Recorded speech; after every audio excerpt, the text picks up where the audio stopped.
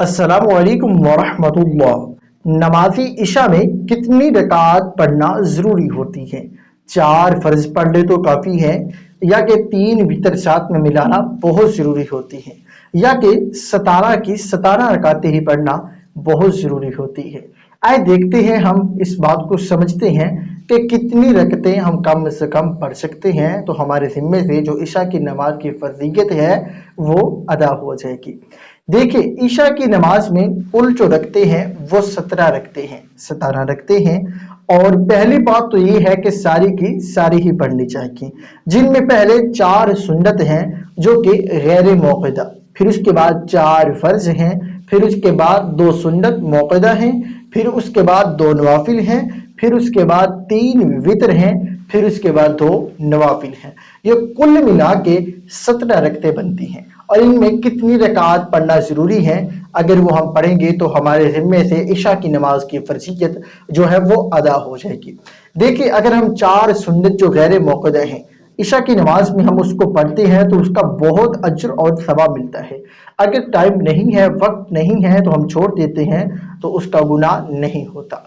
फिर उसके बाद हम 4 फर्ज पढ़ेंगे जो कि पढ़ना बहुत ही ज़रूरी है। वो पढ़ेंगे तो इशा की नमाज होगी, अगर ना पढ़ेंगे तो इशा की नमाज नहीं होती। फ़र्ज तो बहुत ज़रूरी है, बल्कि वो जो फ़र्ज है वही समझिए आप नमाज है। फिर उसके बाद 2 रकात नमाज सुन्नत है जो कि मौक़दा है, ये पढ़ना बहुत ज़रूरी है। एक बात ज़हन में रखिएगा, अगर आप कभी कभार इसको छोड़ देते हैं तो आप 4 फर्ज पढ़ लेते हैं तो आपकी नमाज हो जाती है, लेकिन उलमा फरमाते हैं कि इसको छोड़ने का मामूल नहीं बनाना चाहिए। अगर हम छोड़ने का मामूल बना लेते हैं तो हो सकता है कल क़यामत के दिन नबी करीम सल्लल्लाहु अलैहि वसल्लम हजूर की शफाअत से महरूम हो जाएं। ये बात। और दूसरी बात, उसके आगे 2 नवाफिल हैं, वो फ़ायदे के लिए होती हैं, पढ़ना ज़रूरी है, अगर ना पढ़ेंगे तो बात बन जाएगी। फिर उसके बाद 3 रकात नमाज जो के है वो वितर हैं, वो वाजिब हैं, वो अदा करना बहुत ज़रूरी है। फिर उसके बाद 2 नवाफिल हैं, वो आपकी मर्जी, पढ़ना चाहते हैं तो ठीक, ना पढ़ेंगे तो कुछ नहीं। लेकिन कुल मिला के अगर बात करें तो 4 फर्ज, फिर उसके बाद 2 सुन्नत जो कि मौक़दा है, फिर उसके बाद 3 वितर, ये अदा करना बहुत ज़रूरी है और ये लाजमी अदा करना चाहिए।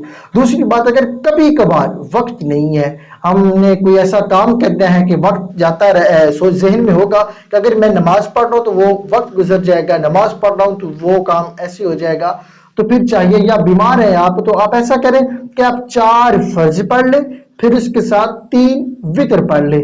अगर आपके पास थोड़ी सी गुंजाइश है 2 से 3 मिनट की, तो आप 2 सुन्नत जो गैर मौक़दा हैं जो कि फर्ज और वितर के दरमियान है वो भी आप पढ़ लें।